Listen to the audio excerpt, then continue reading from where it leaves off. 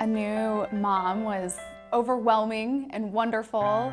I studied up and I read the books, of what was supposed to be happening when. We were starting to get the hang of being parents a little bit by him being 6 months old, and we looked at both center-based and we looked at in-home daycares, and we got good referrals.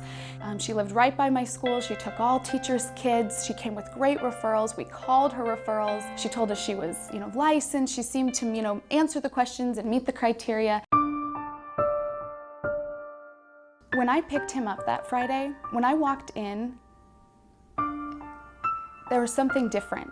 There was something different, and I couldn't put my finger on it. And when I walked in, the daycare provider was slumped on the couch, and Ty was laying limp across her.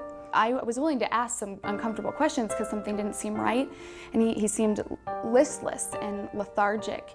Megan looked at me and said, there's something not right with Ty. He's not his normal self. He seems to want to snuggle a little more than normal. All night long, rocking him and holding him all night, he just wouldn't get comfortable. When we got to the doctor's office Monday morning, I was not at all prepared to hear what I heard. The doctor came in and they said,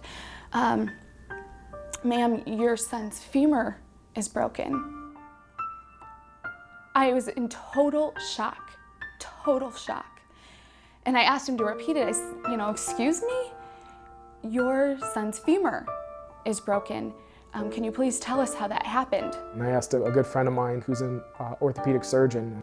Still get kind of tingly thinking about it, but how does a femur break in a 6-month-old? And he paused and he said it doesn't. Something had to have happened. Some major impact had to have happened for that to take place.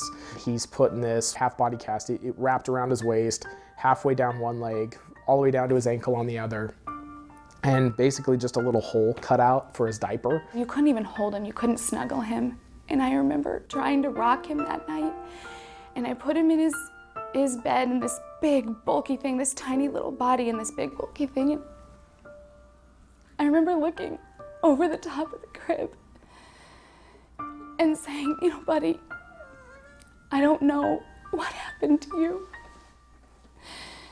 but I'm so sorry because I chose that person. You've got an adult and you've got a 6-month-old who can't speak.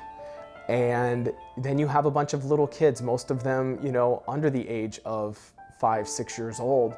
If there are children that may have witnessed something, they're speaking for that child that cannot talk for themselves and tell this story and help us piece everything together. And thank goodness for Project Harmony, because they were able to take some of the other daycare children and interview them.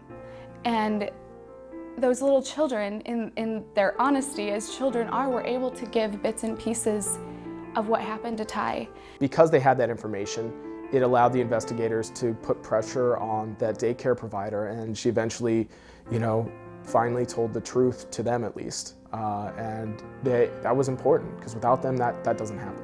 Ty's case is not unique, unfortunately, because we do see close to 2,300 children a year. But we've got a team of professionals. Every case, every child that comes in, every family that comes in gets the most professional response from everyone, and everyone is really trying to help figure out what happened and what can we do to make children like Ty safe. This world's not perfect, and places like Project Harmony help kids have a voice when they don't. I firmly believe that babysitter would have kept that a secret. It was her and Ty's secret. And she knew Ty was never going to be able to tell that secret.